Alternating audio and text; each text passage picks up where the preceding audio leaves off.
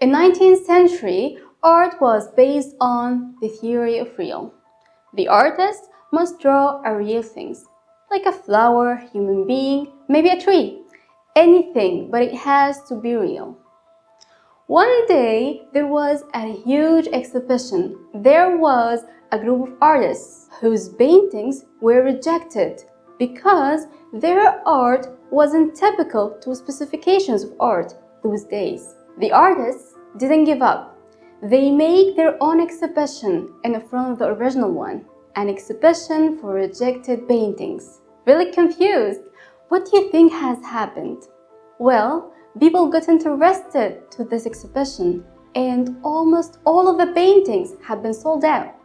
The reason why? It was something new, something different. It was something unique. One of these artists was Picasso.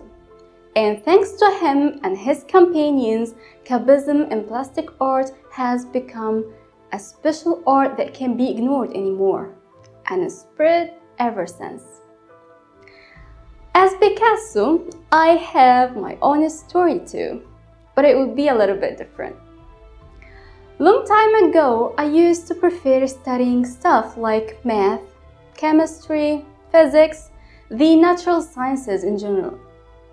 And the reason was because these sciences depend on specific data and results, which always consistent.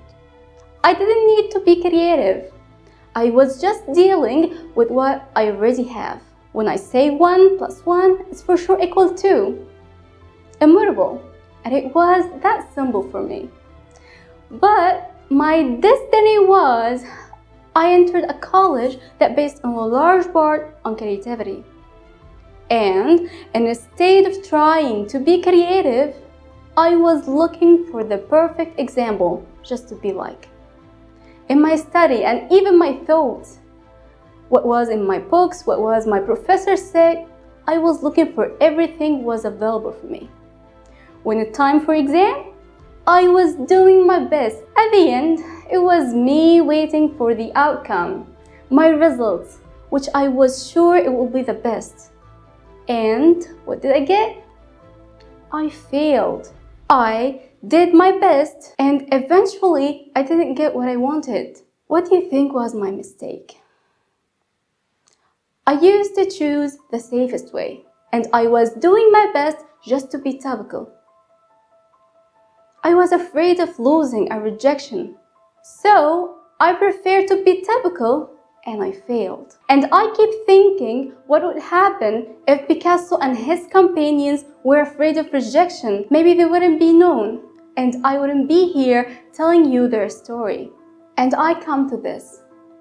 My fear had limited me for a long time. You shouldn't think about what you can lose, but what you can add or change. And remember that there is an amazing art which came from an exhibition for rejected paintings.